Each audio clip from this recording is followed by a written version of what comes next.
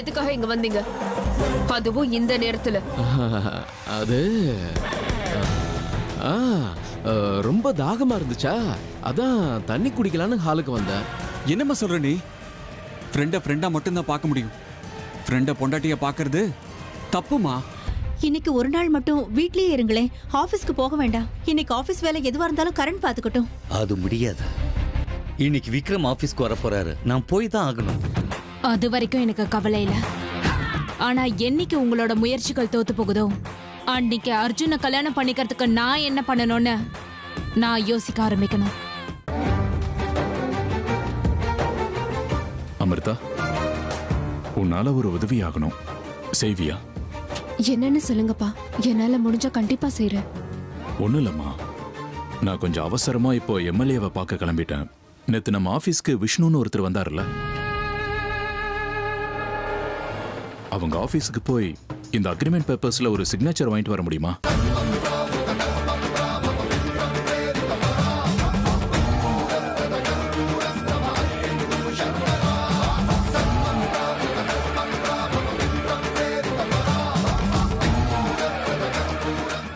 இல்ல, நான் போக மாட்டேன். எனக்கு இனிமே ஆபீஸ் வேலைங்க. அதுக்கு சம்மந்தப்பட்ட எந்த வேலையும் சொல்லாதீங்கப்பா. எனக்கு இதுல எல்லாம் விருப்பம் இல்ல. அது அப்படி இல்ல அமிர்தா. தயவு செஞ்சு என்ன ஏன் இஷ்டத்துக்கு விட்டுறீங்களா? இதுக்கு மேல என்னை இந்த விஷயத்துல வற்புறுத்தாதீங்க.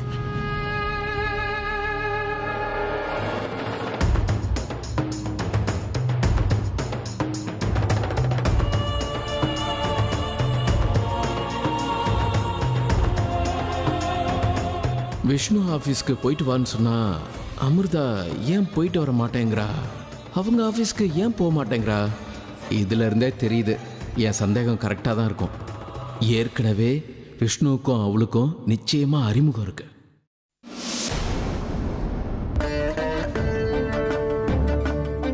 அமிர்தா, ஏன் இந்த மாதிரி பண்ண?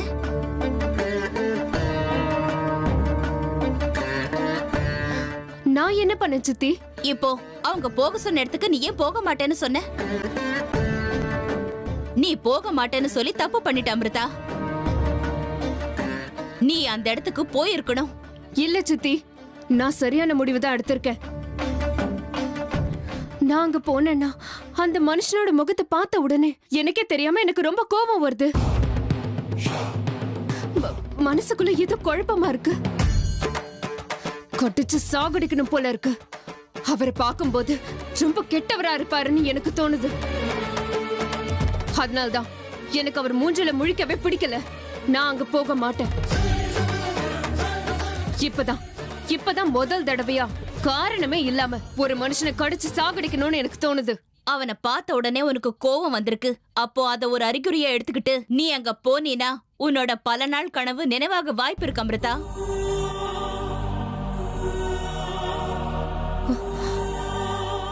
என்னோட பல நாள் கனவா? நீங்க என்ன சொல்றீங்க சித்தி? நீ அங்க போனீனா நீ தேடிக்கிட்டு இருக்கிற எதிரி கிடைப்பான்னு எனக்கு தோணுது அமிர்தா. ஆனா அந்த எதிரி யாருன்னு எனக்கு தெரிய மாட்டேங்குது. அதனாலதான் சொல்றேன், நீ உடனே அங்க போய் ஆகணும்.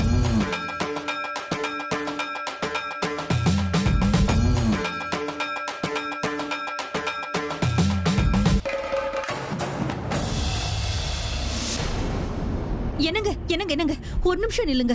உங்களை கெஞ்சி கேட்டுக்கிறேன், இன்னைக்கு ஒரு நாள் மட்டும் வீட்ல இருங்க. ஹேமா, இன்னைக்கு என்னாச்சு உனக்கு? நானா ஊரை விட்டா வெளியில போறேன்?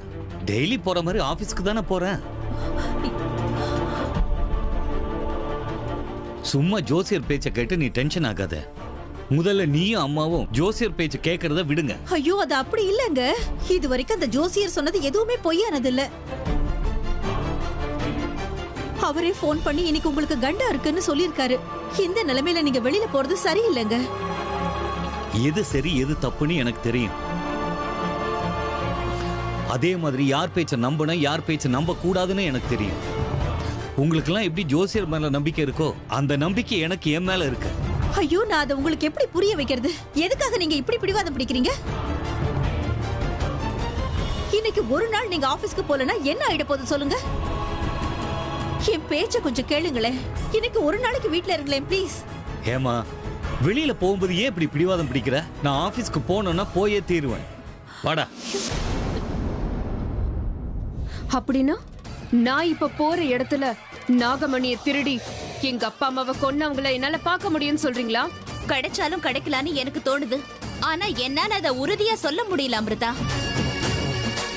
நீ போக போற இடத்துலதான் உன்னோட எதிரி உனக்கு கிடைப்பான்னு எனக்கு தோணுது அமிர்தா.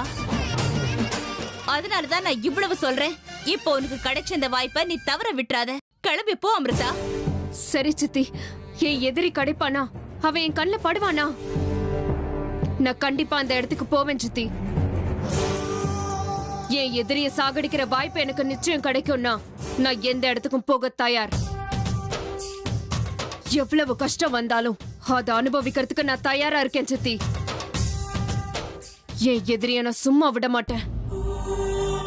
அவனை பார்த்த உடனே அந்த நிமிஷமே அவனை கொன்னுடுவேன். அவனை கடிச்சு சாகடிச்சிடுவேன்.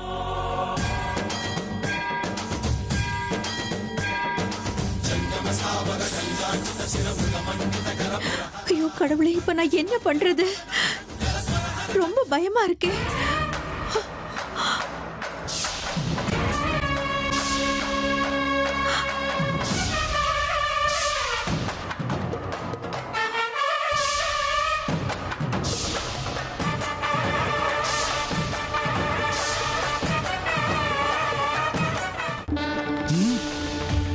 ஜெய் மகாகாளி. சகுனம் சரியில்லை, சகுனம் சரியில்லை, எல்லாமே தப்பா நடக்குது. என்ன அபசகுணம் பாபா? யாருக்கு என்ன பிரச்சனை? உன் வீட்டுல ஒருத்தருக்கு ஆபத்து வந்திருக்கு ருத்ரா.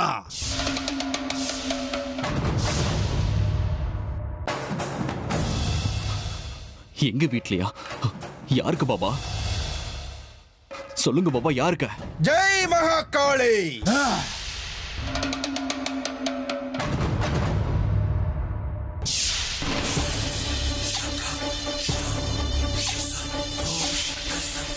உன் அண்ணன் விஷ்ணுவோட உயிருக்கு ஆபத்து இருக்கு ருத்ரா. பாபா என்னது? என் அண்ணன் உயிருக்கு ஆபத்தா? நீங்க என்ன சொல்றீங்க பாபா? உண்மைய சொல்றேன். உங்க அண்ணனோட ஆயுசு முடிய போகுது ருத்ரா. எப்படி பாபா? என் அண்ணன் உயிருக்கு எப்படி ஆபத்து வரும்? நான் சொல்றதுல உனக்கு நம்பிக்கை இல்லையா ருத்ரா? பார், உங்க அண்ணனோட முகம் எப்படி கருமையாகுதுன்னு பாரு. பாக்குறியா ருத்ரா? உங்க அண்ணனை மரணம் எப்படி தழுவுதுன்னு பாக்குறியா?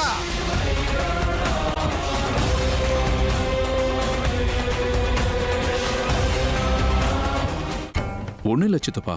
ஒரு பக்கம் அர்ஜென்ட்டாக நான் எம்எல்ஏவோட ஆஃபீஸுக்கு போகணும், இன்னொரு பக்கம் விஷ்ணுவோட ஆஃபீஸுக்கு போய் அக்ரிமெண்ட்ல சைன் வாங்கணும். அதுக்காக நீங்க கொஞ்சம் விஷ்ணுவோட ஆஃபீஸ் வரைக்கும் போயிட்டு வர முடியுமா சித்தப்பா? நானா? இல்லப்பா,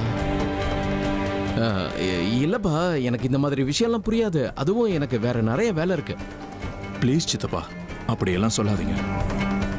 இன்னைக்கு ஒரு நாள், இனிமே இந்த மாதிரி வேலையெல்லாம் உங்களுக்கு கொடுக்க மாட்டேன். ரொம்ப முக்கியமான வேலை, அதனால தான் உங்களை கேட்குறேன். அதெல்லாம் சரிப்பா, உனக்கு ஹெல்ப் பண்ணணும்னு எனக்கும் ஆசையாக தான் இருக்கு. ஆனால் இன்னைக்குன்னு பார்த்து ஒரு முக்கியமான வேலை இருக்கு. நீ ஒன்று பண்ணுப்பா, இன்னைக்கு ஒரு நாள் மட்டும் கொஞ்சம் அட்ஜஸ்ட் பண்ணிக்கோ. மாமா, நீங்களே இப்படி சொன்னா எப்படி சொல்லுங்க? ஜெய் மகாகாளி. பாரு ருத்ரா, பாரு. ஆமா பாபா, இதுக்கு என்ன அர்த்தம்? ஏன் இப்படி எல்லாம் நடக்குதா? இதோட அர்த்தம் உங்க அண்ணன் உயிரோட இருக்க போறது இன்னைக்கு ஒரு நாள் மட்டும்தான். அதுக்கப்புறம் அவன் தன்னோட உயிரை விட போறான். அப்பா, நீங்க சொன்ன மாதிரி விஷ்ணுவோட ஆபீஸ்க்கு போய் நானே சைன் வாங்கிட்டு வரேன்ப்பா.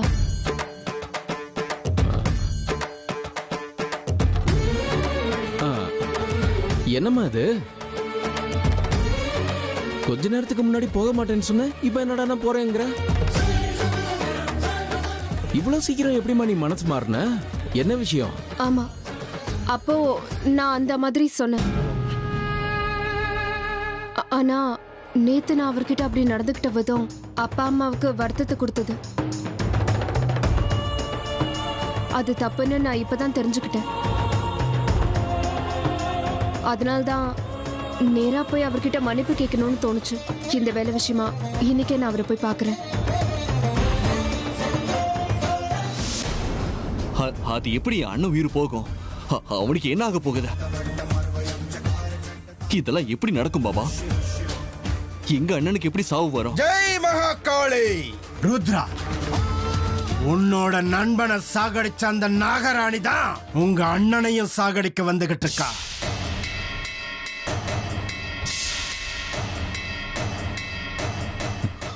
நாகராணியா? அவ மறுபடியும் பழி வாங்க வந்திருக்காளா? ஆமா ருத்ரா, அவளோட அம்மா அப்பாவை சாகடிக்கும் போது கூட இருந்த ஒருத்தரை அவ விட்டு வைக்க மாட்டா. உங்க எல்லாரையும் அவ அழிக்கணும் தான் அவ இங்க வரான்னு எனக்கு தோணுது. பாம்போட கோபம் 12 வருஷம். ஆனா இவளை போல உள்ள ராஜநாகங்களோட கோபம் 7 ஜென்மங்களுக்கும் தொடரும் ருத்ரா. இந்த ராஜநாகங்களுக்கு யார் மூலமாவது சின்ன துன்பம் ஏற்பட்டாலும் பழிக்கு பழி வாங்குற வரைக்கும் அவங்களோட ஆத்மா சாந்தி அடையாது. இப்ப அந்த நாகத்தோட பார்வை உங்க அண்ணன் மேல விழுந்திருக்கு. ரொம்ப சந்தோஷம் அமிர்தா. நீ போக முடியாதுன்னு சொன்னப்போ என் கை காலே ஓடல. இப்போ நீ போறேன்னு சொல்லிட்டல, என் மனசுக்கு ரொம்ப நிம்மதியா இருக்கு. இல்ல, இப்படி திடீர்னு நீ மனசு மாத்திக்கிட்டதை பார்க்கும்போது எனக்கு என்னமோ சந்தேகமா இருக்கு. உண்மையாவே விஷ்ணு கிட்ட அப்பாலஜி கேட்க தான் போறியா, இல்லைன்னா வேற ஏதாவது ஒரு எண்ணத்தோட போறியான்னு கேக்குறேன்.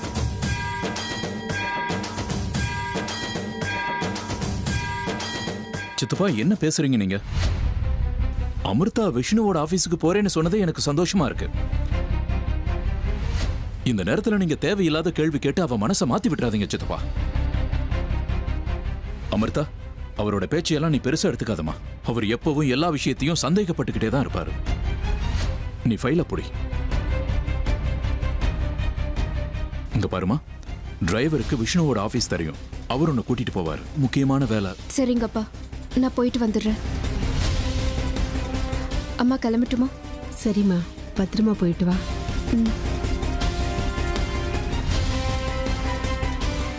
அமிர்தா, நீ இப்படி திடுதிப்புன்னு மனசை மாத்திக்கிட்டதை பார்க்கும்போது விஷ்ணு கிட்ட நீ மன்னிப்பு கேட்க தான் போறன்னு சத்தியமா எனக்கு தோணல. ஏன் தெரியுமா? ஏற்கனவே உனக்கும் விஷ்ணுவுக்கும் அறிமுகம் இருக்குங்கிறது இது மூலமா உறுதியாயிடுச்சு. அந்த விஷ்ணுவை போய் விசாரிச்சா உன்னை பத்தி எல்லா விஷயத்தையும் சொல்லிடுவேன். முதல்ல நான் அந்த வேலையை பண்றேன். அதுக்கு முன்னாடி நான் ஃபிக்ஸ் பண்ணி வச்சிருக்கிற சிசி கேமரா என் கையில கிடைச்சிடுச்சுன்னா ஆதாரத்தோட உன்னை நான் பிடிச்சிருவேன். அமிர்தா, கூடிய சீக்கிரத்துல உன்னோட முகத்திரையை கிழிச்சு இந்த வீட்டை விட்டு துரத்துறேன். பார்த்துக்கிட்டே இரு.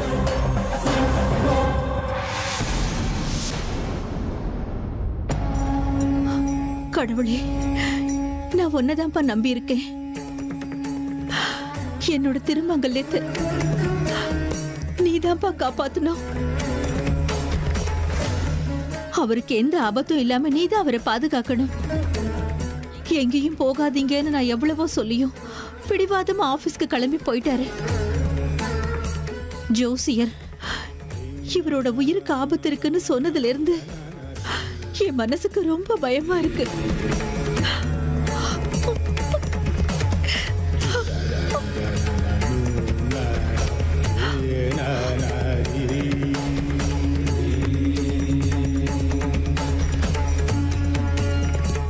அத்தை, அத்தை, என்ன மயூரி, நீங்க இங்க இருக்கீங்களா? ஏம்மா இப்ப என்ன ஆச்சு? அர்ஜுன் என்ன கல்யாணம் பண்ணிக்க மாட்டேன்னு சொல்லிட்டான்ல. அவனை எப்படியாவது கல்யாணத்துக்கு சம்மதிக்க வைக்கணும்னு சாப்பாடு தண்ணின்னு எதுவும் சாப்பிடாம பாட்டிமா உட்காந்துட்டு இருக்காங்க. நான் எவ்வளவு வற்புறுத்தினாலும் அவங்க சாப்பிட மாட்டேங்கிறாங்க. ஐயோ கடவுளே, என்ன இது ஒண்ணு மாத்தி ஒண்ணு பிரச்சனையாவே இருக்கு. அத்தைக்கு ஏற்கனவே சுகர் ப்ராப்ளம் இருக்கு. அவங்க வேளை வேலைக்கு சாப்பிடலன்னா உடம்பு என்னத்துக்காகும்? அவங்க ஆரோக்கியம் இன்னும் பாழாயிடுமே. இப்ப நான் என்ன பண்றது? ஐயோ கொஞ்சம் சீக்கிரம் எழுந்து வாங்க அத்தை, எனக்கு பயமா இருக்கு. ஆ, நீ போ, நான் வரேன்.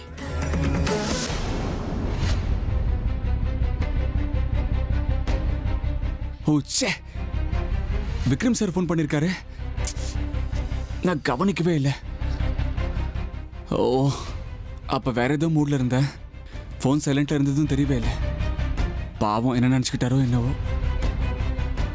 என்னைக்கும் ஃபோன் பண்ணாதவர் இன்னைக்கு பண்ணியிருக்காருன்னா கண்டிப்பா ஏதோ எமர்ஜென்சியா இருந்திருக்கும். என்னென்னு ஃபோன் பண்ணி கேட்கலாம். இல்லை நேராக வீட்டுக்கு போய்டுறேன். எஸ், வீட்டுக்கு போகிறது தான் கரெக்டு. என்ன அர்ஜுன் இது? ஏன்டா அப்படி பண்ற? நான் என்னம்மா பண்ணேன்?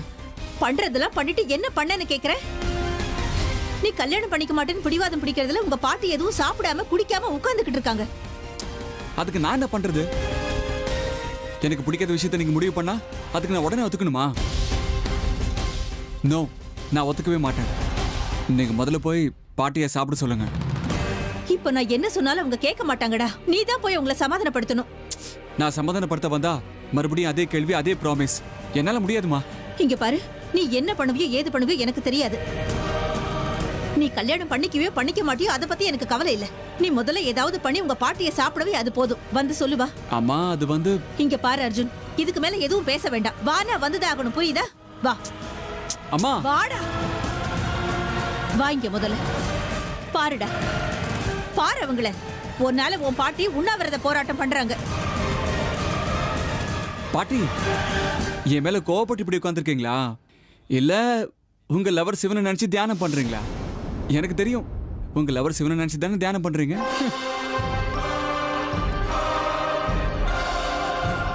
பாட்டி, இப்படி முகத்தை தூக்கி வச்சுக்கிட்டா சுத்தமா நல்லா இல்ல. முதல்ல வந்து சாப்பிடுங்க. வேண்டாம், எனக்கு எதுவும் வேண்டாம். பாட்டி, சின்ன குழந்தை மாதிரி அடம் பிடிக்காதீங்க. சுகர் இருக்கு, ஹெல்த் பாழாயிடும். இது பாருங்க, நானே சாப்பாடு கொண்டு வரேன், நீங்க சாப்பிட்டு தான் ஆகணும்.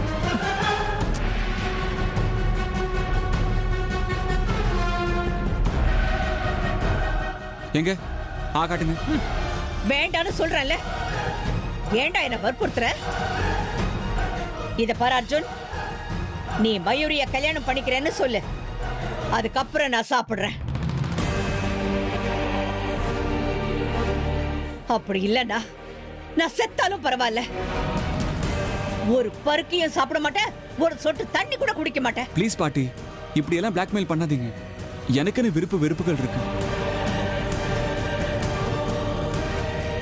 அதுல நீங்க குறுக்கிடுறது சரியா இருக்குமா? வாழ்க்கை பூரா குடும்பம் நடத்த வேண்டியவன் நான் பாட்டி. இல்லன்னு நான் சொல்லவே இல்லையே. அந்த குடும்பத்தை நாங்க பார்த்து வச்ச மயூரி கூட நடத்துறதான்னு சொல்றோம். இந்த விஷயத்துக்கு நீ சம்மதிச்சாதான் நான் இந்த உண்ணாவிரதத்தை. அப்படி இல்லைன்னா நான் செத்தாலும் பரவாயில்ல, நான் எதையும் தொட மாட்டேன்.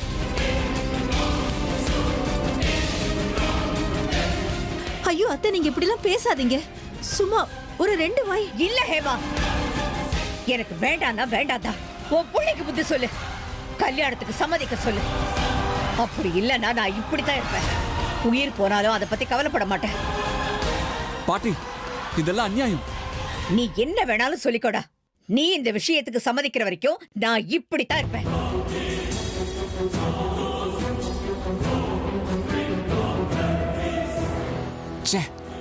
என்ன இப்படி ஆயிடுச்சு? பாட்டி என்னடான்னா சாப்பிட மாட்டேன்னு அடம் பிடிக்கிறாங்க. விக்ரம் சார் வீட்டுக்கு போகிறதுக்கு வர டைம் ஆயிடுச்சு. இப்ப என்ன பண்றது?